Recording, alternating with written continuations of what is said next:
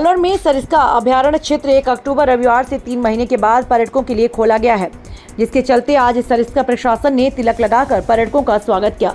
रविवार की छुट्टी होने के कारण बड़ी संख्या में पर्यटक सरिस्का पहुंचे। सुबह की पारी में करीब 1500 पर्यटकों ने सफारी की। सफारी के दौरान पर्यटकों में आज काफी उत्साह देखा गया। सरिस्का प्रशासन का मानना है कि अब की बार सरिस्का में काफी संख्या में पर्यटकों के पहुंचने की उम्मीद है। सरिस्का में फिलहाल अब 32 बाघ, बाघिन और 3 भालू भी मौजूद हैं। नई दिल्ली से आई डॉक्टर दिव्या परिवार के सहित सरिस्का में भ्रमण किया और उससे पहले उन्होंने बताया उन्हें टाइगर जरूर दिखे और सभी व्यवस्थाओं पर उन्होंने संतोष व्यक्त किया। बताइए कहाँ से आए हो? हम लोग दिल्ली से आए हैं और आज पहला दिन है 3 महीने के बाद में, तो आज काफ़ी उम्मीदें हैं कि टाइगर दिखेंगे। तो सरिस्का में आज अपॉइंटमेंट आपकी नहीं, हमारी तो है सर पहले से। जी, क्या नाम है? अभिषेक जोशी। बताइए कहाँ से आई हो? पहला ओपन है, आपको उम्मीद है कि टाइगर दिखेगा? बिल्कुल उम्मीद है। मैं दिल्ली से आई हूँ और बहुत उम्मीद है क्योंकि आज ही ओपन हुआ है टाइगर रिजर्व, तो हम काफ़ी टाइम से वेट कर रहे थे इस अपॉर्चुनिटी का। तो सरिस्का भ्रमण कैसा है? बहुत अच्छा है, बहुत अच्छा जंगल है। हमें कल आते आते भी यहाँ पे दिख गए थे कुछ वाइल्ड एनिमल्स। अब तो यहाँ पर भालू भी है, भालू भी है, नीलगाय मिली थी कल हमें, तो वी आर लुकिंग फॉरवर्ड। क्या नाम है? डॉक्टर दिव्यांगना। बताइए आज सरिस्का ओपन हो रहा है, पहली साइटिंग आपको सफारी देखने को मिली है। कैसा लग रहा है सरिस्का? बहुत अच्छा लग रहा है, उम्मीद है टाइगर देखने? बहुत ज़्यादा। आज पहला दिन है 3 महीनों के बाद में। कहाँ से आई हो? दिल्ली। बताइए आज सरिस्का ओपन हो रहा है। आज का दिन बड़ा अच्छा है। आप देख सकते हैं सारे टूरिस्ट, जो आज का पहला दिन है टूरिस्ट के लिए वो चालू हुआ है। हमारे गाइड, हमारे जीप ड्राइवर और जहाँ जितनी भी गाड़ी घोड़ों के मालिक हैं बड़े सारे खुश हैं। एंड आज के दिन देखते हुए बड़ा अच्छा लग रहा है कि टूरिस्ट को हम वेलकम कर रहे हैं लड्डुओं के साथ। ये हर साल का फिनोमेना होता है, हर साल ये चालू करते हैं इस तरह से, and that's very good. And I am sure that 32 टाइगरों में से कोई ना कोई टाइगर आज टूरिस्ट को दिखेगा एंड वो बूम करेगा आने वाले टूरिस्ट को सरिस्का के लिए। एंड हमारी यही होप है, भगवान करेगा कि सरिस्का थोड़ा सा फ्रूटफुल ज़्यादा हो। एंड उसके अलावा Sariska tiger foundation wild life week का आगाज़ करेगी एंड रैली के साथ अपन स्टार्ट करेंगे 8 बजे थानागाजी में। Thank you. जी सर, बताइए आज ओपन हो रहा है जी। आज 1 अक्टूबर को वाइल्ड लाइफ वीक का फर्स्ट डे है और इस शुभ दिन में आज सभी टाइगर रिजर्व्स में टूरिज़्म वापस से रिज्यूम हो रहा है। और आज हमने यहाँ 6:30 बजे रिबन काट के और पहली जिप्सीज और कैंटर्स को वेलकम किया है। उम्मीद है कि टूरिस्ट इस सीज़न में ज़्यादा से ज़्यादा नेचर को एंजॉय करेंगे, डिफरेंट एस्पेक्ट्स को नेचर को एंजॉय करेंगे और ज़्यादा से ज़्यादा एनिमल्स की साइटिंग होगी। जो लोकल्स हैं यहाँ पे, आसपास के गांव वाले, उनको ज़्यादा से ज़्यादा लाइवलीहुड मिलेगा और पूरे एक नेचर कंजर्वेशन की स्पिरिट को हम फिर से जीवित कर पाएंगे। उम्मीद है आपकी बार भालू की भी साइटिंग हो? बिल्कुल बिल्कुल उम्मीद है, भालू की भी साइटिंग हो सकती है। और साथ में आप जैसा कि जानते हैं सरिस्का में लगातार टाइगर्स की संख्या बढ़ रही है और इससे टूरिस्ट में भी बहुत रोमांच की स्थिति है और साइटिंग में भी जो परसेंटेज है उसमें डेफिनेटली इंक्रीज आएगा इसका। धौलपुर जिले के सुंदरपुर गांव में 2 सगे भाइयों की मौत से गांव में मातम और सन्नाटा पसरा हुआ है। जहां बचपन में एक ही घर के आंगन में खेलकर एक साथ बड़े हुए, हर परिस्थिति में सुख दुख साथ बांटा, लेकिन दुख की बात है कि दुनिया को एक साथ अलविदा कह गए। आपको बता दें, शुक्रवार को जब प्री डीएलएड का रिजल्ट आया तो बड़े भाई को छोटे भाई ने कहा, मैं भी आपकी तरह टीचर बनूंगा और आपकी तरह मेरी भी सरकारी नौकरी होगी। रिजल्ट के बाद बड़े भाई ने छोटे को गले लगाया। बीमार मां और मजदूर पिता भी खुश थे। घर की पहले सरकारी नौकरी थी। कहा था कि शनिवार को ज्वाइनिंग के बाद मिठाई लेकर आऊंगा, लेकिन ये खुशी उस समय सिमट गई जब दोनों भाइयों की घर में एक साथ अर्थी निकली। दोनों भाइयों की अर्थी देख हर किसी की आंखें नम थी। बीमार मां बार बार अपने बेटे विजय और आकाश को आवाज दे रही थी। पिता एक ही बात कह रहा था, मेरे दोनों बेटे को कहीं मत ले जाओ। ये दर्दनाक कहानी धौलपुर जिले के सुंदरपुर गांव में रहने वाले परिवार की है। 26 वर्षीय विजय की 3rd ग्रेड सरकारी नौकरी लगी थी और ज्वाइनिंग के लिए बाइक से गंगापुर सिटी जा रहा था। विजय के साथ उसका 22 वर्षीय छोटा भाई आकाश भी था। शनिवार तड़के 5 बजे NH 11 पर बी गौशाला के पास एक ट्रक ने बाइक को टक्कर मार दी, जिसके बाद ट्रक और बाइक में भीषण आग लग गई। वहीं हादसे में दोनों भाइयों की दर्दनाक मौत हो गई। विजय और आकाश 5 भाई बहन के बीच सबसे छोटे थे। दोनों बहनों की पूर्व में शादी हो चुकी है, जबकि उनका बड़ा भाई संदीप दिल्ली में रहकर नौकरी कर रहा है, जिस वजह से घर में माता पिता के साथ बड़े भाई की पत्नी रहती है। विजय पिछले 3 साल से टीचर भर्ती की तैयारी कर रहा था, जबकि आकाश भी अपने भाई की तरह टीचर बनने का सपना देख रहा था, इसलिए 1 साल पहले प्री DLED की तैयारी में जुट गया। मृतकों के चचेरे भाई विश्वनाथ ने बताया कि 5 साल पहले मां कमलेश की दोनों किडनी खराब हो गई। पिता बैजनाथ ठाकुर दिल्ली में मजदूरी करते थे। जब पत्नी की तबीयत बिगड़ने लगी तो बैजनाथ सब कुछ छोड़कर अपने गाँव आना पड़ा। इधर घर की हालत को देखते हुए दोनों मृतकों का बड़ा भाई संदीप दिल्ली चला गया और वहाँ नौकरी करने लगा, लेकिन विजय और आकाश ने ठान रखा था उन्होंने कैसे भी सरकारी नौकरी लगनी है और वो इसकी तैयारियों में जुट गए। पिता का काम छूटने के बाद परिवार के सामने आर्थिक संकट खड़ा हो गया। इधर मां के इलाज के लिए भी रुपए की जरूरत थी। ऐसे में विजय और आकाश ने अपनी पढ़ाई नहीं छोड़ी और अपनी नौकरी और परिवार के लिए उन्होंने ट्यूशन पढ़ाना शुरू कर दिया। गांव के लोगों ने बताया दोनों भाई शुरू से ही पढ़ने में होशियार थे, लेकिन आर्थिक स्थिति की वजह से उन्हें काफी परेशानी आई। इसके बाद भी उन्होंने हिम्मत नहीं हारी। दोनों भाई गांव के 8वीं तक के बच्चों को घर पर ट्यूशन देना शुरू किया। आइए दिखाते हैं पूरी खबर विस्तार से। मुझे SI हाकिम सिंह को चौकी प्रभारी विजय बिजोली को सूचना मिली कि एक ट्रक में गौशाला के पास आग लग रही है, जाकर देखा। इस सूचना पर मैं जाप्ता के गौशाला के पास रोड पर पहुंचा, देखा कि ट्रक में आग लगी हुई है। दमकल को सूचना दी गई, SI साहब को भी सूचना दी गई। SI साहब और दमकल वहाँ पधारे सभी, तो दमकल के जरिए आग बुझाई गई और उन दोनों घायलों को संभाल कर 108 एम्बुलेंस में रखकर SI साहब ने मैं SI साहब के साथ हॉस्पिटल बाड़ी पहुंचाया, जहां पर डॉक्टरों ने मृत घोषित कर दिया। अलवर में अंतर्राष्ट्रीय वृद्धजन दिवस शहर के प्रताप ऑडिटोरियम में राज्य स्तरीय कार्यक्रम आयोजित किया गया, जिसमें मुख्य अतिथि कैबिनेट मंत्री टीकाराम जूली रहे। उनकी मौजूदगी में वरिष्ठ बुजुर्गों का सम्मान स्मृति चिन्ह, प्रशस्ति पत्र, शाल उड़ाकर किया। समाज कल्याण व सरकार के संयुक्त सहयोग से वृद्ध कल्याण, सांस्कृतिक, कला, सामाजिक एवं साहित्य के क्षेत्र में महत्वपूर्ण योगदान देने वाले वृद्धजनों, वृद्ध कल्याण के क्षेत्र में कार्य करने वाले स्वयंसेवी संस्था को कैबिनेट मंत्री टीकाराम जूली ने सम्मानित किया। उन्होंने बताया कार्यक्रम राज्य स्तर पर राजधानी में होते रहे। पहली बार अलवर जिला मुख्यालय पर कराया गया, जिसमें सभी लोग शामिल हुए।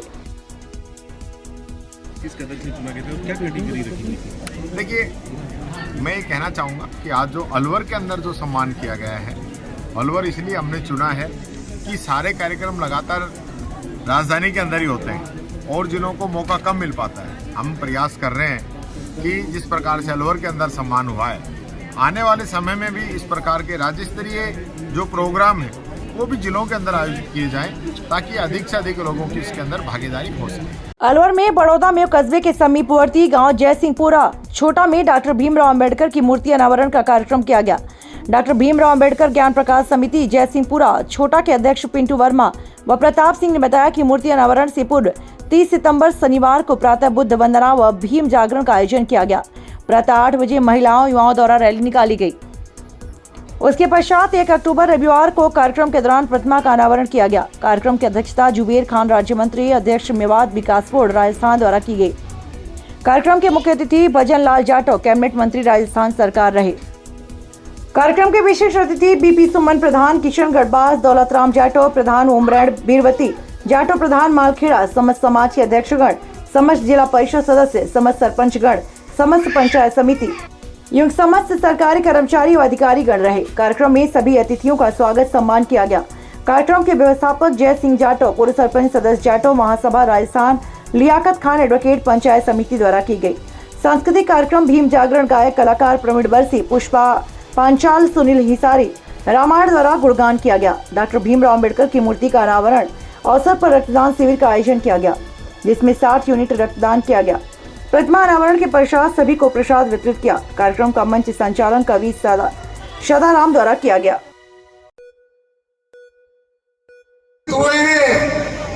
मैं इस मंच की ओर से, इस ग्रामवासियों की ओर से और आयोजन कार्यकर्ताओं की ओर से आप सबका धन्यवाद करता हूं, इस्तेमाल करता हूं। आपका बहुत बहुत शुक्रगुजार करता हूं कि आप लोगों ने अपना कीमती समय दिया। एक बार जोर से नारा लगे, जब तक सूरज चांद रहेगा, जब तक सूरज चांद रहेगा। अपना प्रोग्राम है, ये आप सबकी शोभा है, ये सब मान सम्मान आपका है और ये बाबा साहब के मान सम्मान में आप सब जितने लोग आए हो, मैं आप सबका पूरे धन्यवाद देता। अलवर जिले में 20 दिन पहले उद्योग नगर थाना पुलिस से दुष्कर्म पीड़िता महिला द्वारा दर्ज कराई गई रिपोर्ट के आरोपी को गिरफ्तार न करने को लेकर पीड़िता ने सांसद की जनसुनवाई में गुहार लगाई। आपको बता दें, अलवर के उद्योग नगर थाना अंतर्गत क्षेत्र में एक पीड़िता महिला ने 12 सितंबर को दुष्कर्म कर ब्लैकमेलिंग करने वाले आरोपी के विरुद्ध नामजद मुकदमा दर्ज कराया था। प्रकरण को लेकर उद्योग नगर थाना पुलिस के उच्च अधिकारियों द्वारा घटनास्थल का मौका निरीक्षण किया एवं पुलिस द्वारा पीड़ित महिला का मेडिकल मुआयना कराया गया। इसके अलावा पीड़ित महिला के न्यायालय में बयान दर्ज करा दिए गए, लेकिन 20 दिन गुजर जाने के बावजूद पुलिस आरोपी को गिरफ्तार करने में नाकाम सिद्ध हो रही है। पुलिस कार्यवाही से नाराज पीड़िता महिला अपने पति के साथ अलवर सांसद बाबा बालकनाथ योगी की जनसुनवाई कार्यालय में न्याय की मांग की गुहार लगाने पहुंचे। सांसद ने पीड़ित महिला के साथ हुए अन्याय की पीड़ा को सुनकर आरोपी को शीघ्र गिरफ्तार कराने के लिए अलवर जिला पुलिस अधीक्षक को अवगत कराकर आरोपियों को शीघ्र गिरफ्तार करने के लिए वार्ता कर आश्वासन दिया है।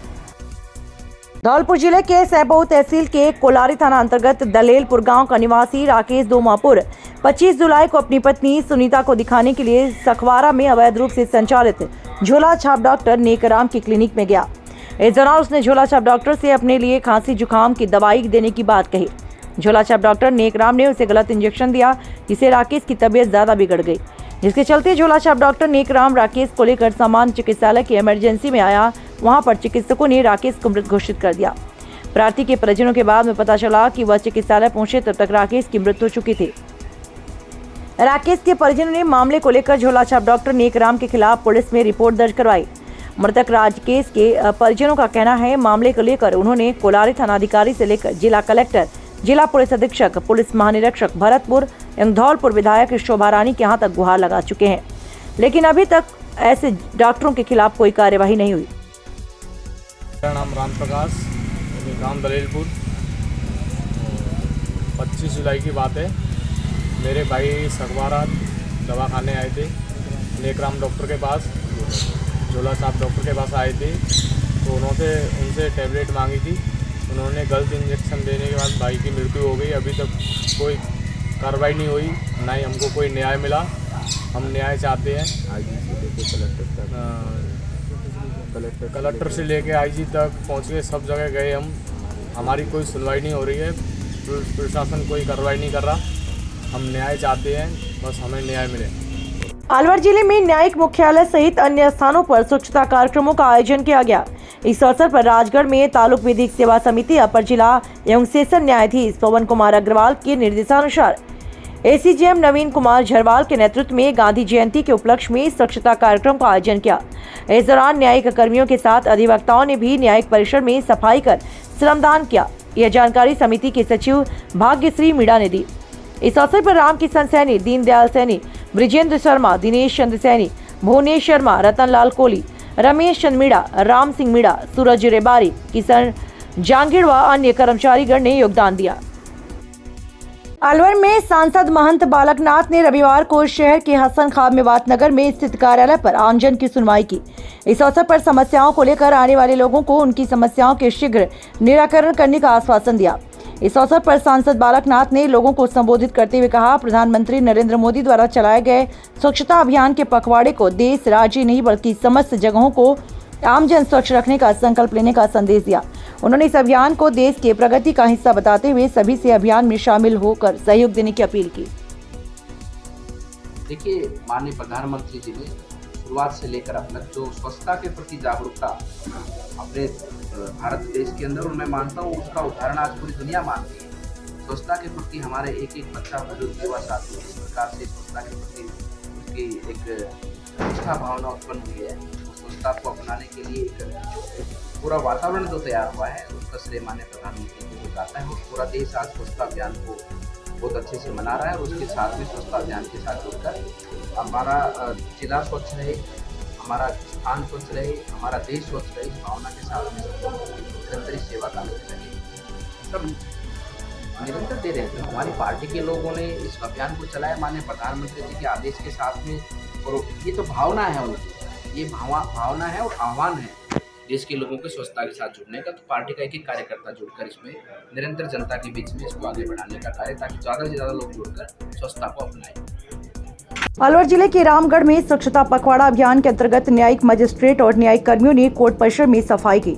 राजस्थान राज्य विधिक सेवा प्राधिकरण एवं जिला विधिक सेवा प्राधिकरण अलवर के निर्देशानुसार न्यायिक मुख्यालय रामगढ़ में तालुक विधिक सेवा समिति अध्यक्ष अतिरिक्त मुख्य न्यायाधीश मजिस्ट्रेट नगेंद्र सिंह तथा सिविल न्यायाधीश एवं न्यायिक मजिस्ट्रेट श्रीमती हिमानी जैन के नेतृत्व में स्वच्छ भारत अभियान के अंतर्गत रामगढ़ कोर्ट परिसर के बाहर स्वच्छता अभियान चलाया। स्वच्छता मिशन के उपलक्ष्य में 2 अक्टूबर तक चलने वाला स्वच्छता पखवाड़ा स्वच्छता ही सेवा 2023 का आयोजन किया। इस स्वच्छ भारत अभियान कार्यक्रम में न्यायिक अधिकारी नागेंद्र सिंह, श्रीमती हिमानी जैन ने न्यायिक कर्मचारी, नगरपालिका सफाई कर्मियों के साथ मिल स्वच्छता के लिए श्रमदान किया। इस दौरान न्यायिक कर्मचारी कृष्ण गोपाल खत्री, हरवीर सिंह, सुरेश सैनिक, अशोक कुमार मीना, पंकज कुमार, मोहित कुमार, बबली शर्मा, मुरलीधर तिवारी, सुरेश सैनी द्वारा सफाई अभियान मौजूद रहे। जयपुर में विराटनगर कस्बे के सीताराम नगर गणेश जी रोड पर भागता भारत साप्ताहिक दौड़ का आयोजन किया। इस प्रतियोगिता में अनेकों छात्र छात्राओं ने बढ़ चढ़ कर दौड़ प्रतियोगिता में हिस्सा लिया, जिसमें 100 मीटर बालिकाओं में दिव्या राजपूत प्रथम स्थान पर, वहीं गरिमा दूसरे स्थान पर रहे एवं निशा विराटनगर तृतीय स्थान पर रहे। 1600 मीटर ओपन कैटेगरी में राहुल सैनी प्रथम स्थान पर, सोनू सैनी दूसरे स्थान पर व सचिन सैनी तीसरे स्थान पर रहे। प्रतियोगिता का उद्घाटन विराटनगर कस्बे के मशहूर एडवोकेट विनोद कुमार गुज्जर ने किया। भागता भारत संस्था दिल्ली की ओर से विजेताओं को शील्ड, ट्रॉफी, मेडल इत्यादि पुरस्कार देकर सम्मानित किया। भागता भारत संस्था जो कि वर्षों से साप्ताहिक दौड़ का आयोजन करवा रही है, धीरे धीरे बच्चों में खेल की भावना जागरूक होकर निखारने लगी है तथा खेल के प्रति और खेल में बच्चे बढ़ चढ़ कर हिस्सा लेने लगे। इसमें अपना सुंदर भविष्य निहार रहे हैं। प्रतियोगिता में अनेकों ग्रामीणों ने बढ़ चढ़ कर हिस्सा लेकर बच्चों का मनोबल बढ़ाया। महेंद्र मीणा, सोनी विराटनगर इत्यादि शामिल रहे। दौड़ का नेतृत्व टीम विराटनगर के प्रशांत सैनी व उनकी टीम द्वारा किया गया। इस मौके पर गौरव धान का, आलोक वर्मा, शुभम घनश्याम, देवली आदि लोग मौजूद रहे।